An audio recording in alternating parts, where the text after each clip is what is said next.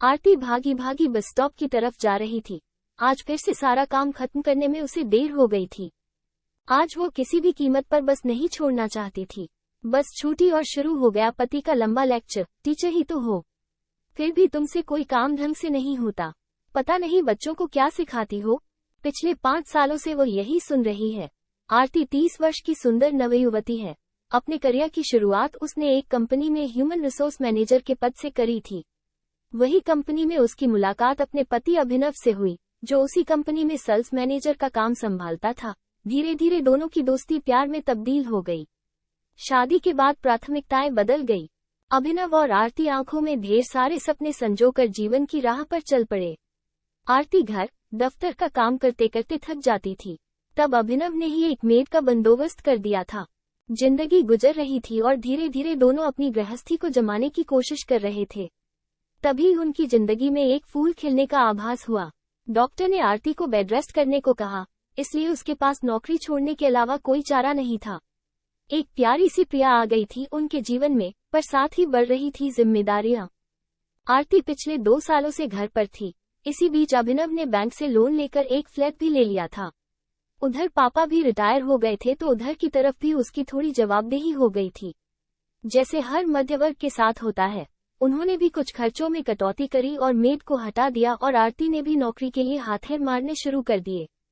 आरती ने बहुत कंपनियों में कोशिश करी, पर 2 साल का अंतराल एक खाई की तरह हो गया उसके और नौकरी के बीच में। फिर उसने सोच विचार के बाद स्कूल में अप्लाई किया और जल्द ही एक स्कूल टीचर के रूप में उसकी नियुक्ति हो गई। अभिनव ये सुनकर खुश था, क्योंकि वो समय से घर आ सकती है और अपनी बेटी के साथ समय बिता सकती है। समस्या थी 1 वर्ष की प्रिया की, कि उसे किसके भरोसे छोड़कर जाए, समझ नहीं आ रहा था।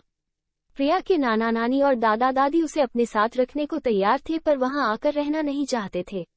मेड के भरोसे पूरा दिन प्रिया को आरती छोड़ना नहीं चाहती थी। फिर उन्हें पड़ोस में ही एक डे केयर मिल गया।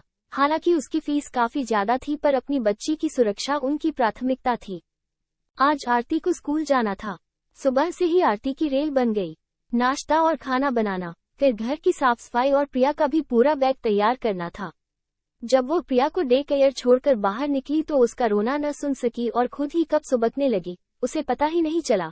पर आरती ने महसूस किया, जितनी वो बेबस है, उतनी ही बेबसी अभिनव की आंखों में भी है। स्टाफ रूप में उसका परिचय सबसे कराया गया। सब खिलखिला रहे थे, पर उसे सब कुछ नया और अलग लग रहा था।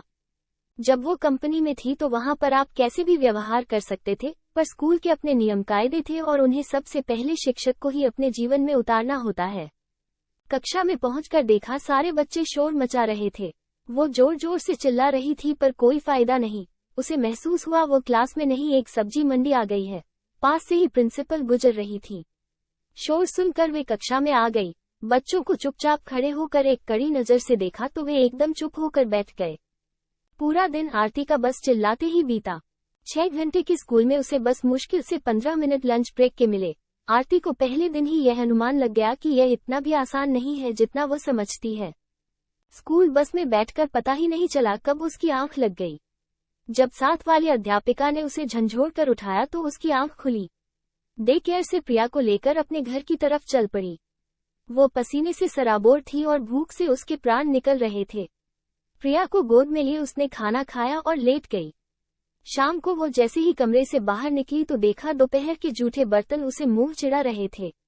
उसने बर्तन मांजने शुरू ही किए थे कि प्रिया रोने लगी। हाथ का काम छोड़कर आरती ने उसका दूध गर्म किया। शाम की चाय उसे 7 बजे मिली। पहले जब वो नौकरी पर थी तो पूरे दिन को एक मेड रहती थी, पर क्योंकि इस बार वो बस टीचर ही है और दोपहर तक घर आ जाएगी, ये सोचकर उसने खुद ही अभिनव से काम वाली को मना कर दिया था। वैसे भी प्रिया की डे केयर की फीस ही उनके बजट को गड़बड़ा रही थी। रात को बिस्तर पर लेटकर आरती को ऐसे लगा जैसे वो कोई जंग लड़ कर आई हो। अभिनव ने रात में जब प्यार जताने की कोशिश करनी चाही तो उसने एक झटके से उसे हटा दिया। बोली, सुबह 4 बजे उठना है, प्लीज, मैं बहुत थक गई हूँ। अभिनव मुंह बनाकर बोला, क्या थक गई हो? न तुम्हारे टारगेट होंगे न ही कोई गोल, तुम्हें तो हर माह बस फ्री की तनख्वाह मिलेगी, टीचर ही तो हो। आरती के पास बहस का समय नहीं था, अतः वो मुंह फेर कर सो गई। आरती अगले दिन कक्षा में गई और पढ़ाने लगी। आधे से ज्यादा बच्चे उसे न सुनकर अपनी बातों में ही व्यस्त थे। एकदम उसे बहुत तेज गुस्सा आया और उसने बच्चों को क्लास से बाहर खड़ा कर दिया।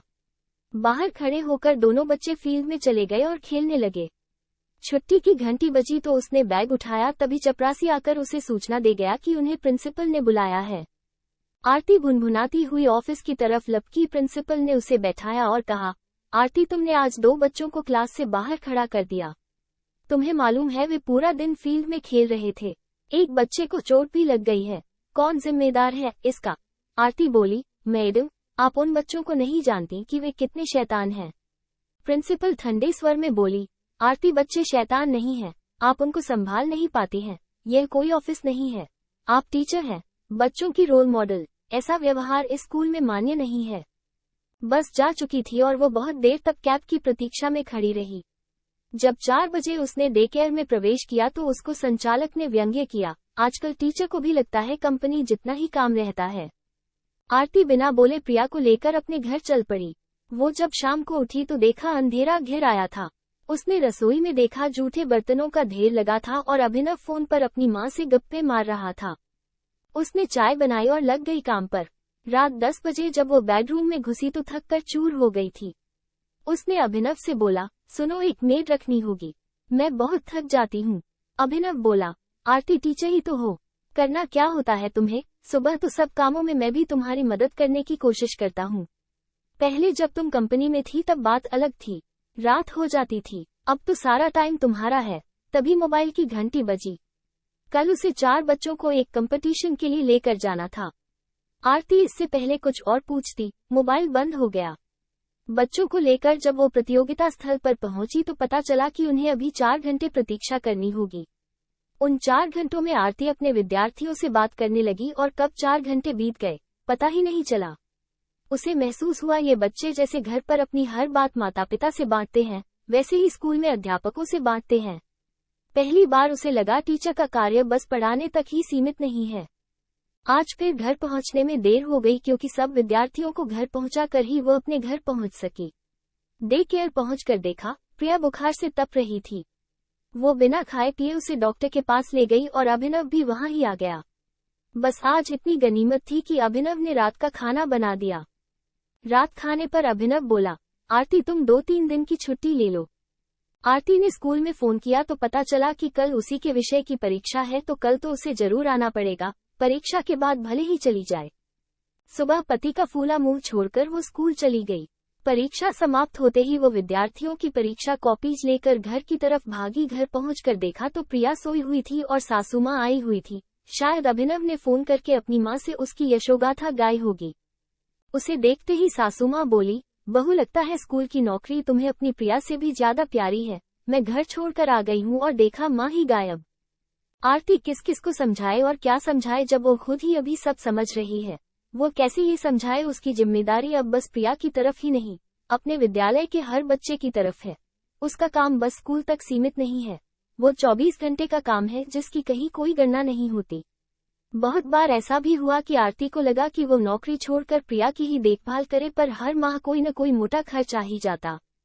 आरती की नौकरी का 3/4 भाग तो घर के खर्च और डे केयर की फीस में ही खर्च हो जाता और 1/4 भाग से वो अपने कुछ शौक पूरे कर लेती। वहाँ अभिनव का हाल और भी बेहाल था। उसकी तनख्वाह का 80% तो घर और कार की किस्त में ही निकल जाता और बाकी का 20% उन अनदेखे खर्ची के लिए जमा कर लेता जो कभी भी आ जाते थे। उसके सारे शौक तो न जाने कहाँ खो गए थे। आरती जाने अनजाने अभिनव को अपनी बड़ी बहन और बहनोई का उदाहरण देती रहती, जो हर वर्ष विदेश भ्रमण करते हैं और उनके पास खाने वाली से लेकर बच्चों की देखभाल के लिए भी आया थी। उनके रिश्तों में प्यार की जगह अब चिड़चिड़ाहट ने ले ली थी। कभी कभी आरती की भागदौड़ देखकर उसका मन भी भर जाता। ऐसा नहीं है अभिनव आरती को आराम नहीं देना चाहता था, पर क्या करे, वो कितनी भी कोशिश कर ले, हर माह महंगाई बढ़ती ही जाती। देखते देखते 2 वर्ष बीत गए और आरती अपनी टीचर की भूमिका में अच्छी तरह ढल गई थी। जब कभी वो सुबह सुबह दौड़ लगाती अपनी बस की तरफ तो सोसाइटी में चलते फिरते लोग पूछ ही लेते, आप टीचर हैं क्या किसी स्कूल में? पर अब आरती मुस्कुरा कर बोलती, जी, तभी तो सुबह सवेरे का सूर्य देखने का मुझे समय नहीं मिलता है। स्कूल अब स्कूल नहीं है, उसका दूसरा घर हो गया है। उसकी प्रिया भी उसके साथ ही स्कूल जाती है और आती है। औरों की तरह उसे प्रिया की सुरक्षा की कोई चिंता नहीं रहती है। जब उसके पढ़ाए हुए विद्यार्थी उससे मिलने आते हैं तो वह गर्व से भर उठती है। वो टीचर ही तो है, जिंदगी से भरपूर, क्योंकि हर वर्ष नए विद्यार्थियों के साथ उसकी उम्र साल दर साल बढ़ती नहीं, घटती जाती है। उधर अभिनव भी बहुत खुश था। प्रिया के जन्म के समय से ही उसकी प्रमोशन लगभग निश्चित थी, पर किसी न किसी कारण से वो टलती ही जा रही थी। आज उसके हाथ में प्रमोशन लेटर था, पूरे 20,000 की बढ़ोतरी और ऑफिस की तरफ से कार भी मिल गई। इधर आरती के साथ प्रिया के आने जाने से डे केयर का खर्चा भी बच रहा था। अभिनव ने मन ही मन निश्चय कर लिया कि इस बार विवाह की वर्षगांठ पर वो और आरती गोवा जाएंगे। वो सब कुछ पता कर चुका था, पूरे 7,000 में पूरा पैकेज हो रहा था।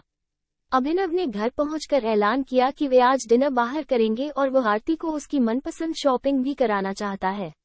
आरती आज बहुत दिनों बाद खिलखिला रही थी और प्रिया भी एकदम आसमान से उतरी हुई परी लग रही थी। आरती की वर्षों से एक प्योर शिफॉन साड़ी की तमन्ना थी। जब दुकानदार ने साड़ी दिखानी शुरू की तो आरती मूल्य सुनकर बोली, अभिनव कहीं और से लेते हैं। तब अभिनव ने अपना प्रमोशन लेटर दिखाया और बोला, इतना तो मैं अब कर सकता हूँ। डिनर के समय अभिनव आरती का हाथ पकड़कर बोला, आरती बस 1-2 साल की तपस्या और है, फिर मैं अपनी कंपनी में डायरेक्टर के ओहदे पर पहुंच जाऊंगा। दोनों शायद आज काफी समय बाद घोड़े बेचकर सोए थे। दोनों ने ही आज छुट्टी कर रखी थी। दोनों ही इन लम्हों को जी भर कर जीना चाहते थे। आज आरती अभिनव से कुछ और भी बात करना चाहती थी। वो अब प्रिया के लिए एक भाई या बहन लाना चाहती थी। इससे पहले कि वो अभिनव से इस बारे में बात करती, उसने उसके मुंह पर हाथ रखकर कहा, जानता हूं, पर इसके लिए प्यार भी जरूरी है। और फिर दोनों प्यार में सराबोर हो गए। 1 माह पश्चात आरती के हाथ में अपनी प्रेगनेंसी रिपोर्ट थी जो पॉजिटिव थी। वे बहुत खुश थे। उसने तय कर लिया था, इस बार वे अपने बच्चे के साथ पूरा समय बिताएगी और जब दोनों ही बच्चे थोड़े समझदार हो जाएंगे तभी अपने काम के बारे में सोचेगी। अभिनव भी उसकी बात से सहमत था। अब अभिनव भी थोड़ा निश्चिंत हो गया था, क्योंकि अब उसकी अगले वर्ष प्रमोशन तय थी। रविवार की ऐसी ही कुनकुनी दोपहरी में दोनों पक्षियों की तरह गुटगू कर रहे थे। तभी फोन की घंटी बजी। उधर से अभिनव की मां घबराई सी बोल रही थी, अभिनव के पापा को हार्ट अटैक आ गया है और उन्हें हॉस्पिटल में एडमिट कर लिया गया है। वहां पहुंचकर पता चला 20 लाख का पूरा खर्च है। अभिनव ने दफ्तर से अपनी तनख्वाह से एडवांस लिया। हिसाब लगाने पर उसे अनुमान हो गया था कि उसकी पूरी तनख्वाह बस अब इन किस्तों में ही निकल जाएगी, फिर से कुछ वर्षों तक। घर पहुंचकर जब उसने आरती को सारी बात से अवगत कराया तो वो बोली, कोई बात नहीं अभिनव, मैं हूं न, हम मिलकर सब संभाल लेंगे। हालांकि मन ही मन वो खुद भी परेशान थी, पर ये दोनों को ही समझ आ गया था कि यही जीवन है, फिर चाहे हंसकर गुजारो या रोकर, आपकी मर्जी है। अभिनव अपनी मां के साथ हॉस्पिटल के गलियारे में चहलकदमी कर रहा था। आरती को प्रसव पीड़ा शुरू हो गई थी। आधे घंटे पश्चात नर्स उनके बेटे को लेकर आई। उसे हाथों में लेकर अभिनव की आंखों में आंसू आ गए। फिर से 3 माह पश्चात आरती अपने विराज को घर छोड़कर स्कूल जा रही है, पर आज वो घबरा नहीं रही है, क्योंकि अब अभिनव के माँ और पापा उनके साथ ही रह रहे हैं। उधर आरती के माँ पापा ने बच्चों की देखभाल और घर की देखरेख के लिए कुछ समय के लिए अपनी नौकरानी उनके घर भेज दी। जिंदगी बहुत आसान नहीं थी, पर मुश्किल भी नहीं थी। इस बार विवाह की वर्षगांठ पर अभिनव फिर से आरती को गोवा ले जाना चाहता था और उसे पूरी उम्मीद थी कि इस बार आरती का वो सपना पूरा कर पाएगा। रास्तों पर चलते हुए वे जीवन के इस सफर को शायद हंसते खिलखिलाते पूरा कर ही लेंगे।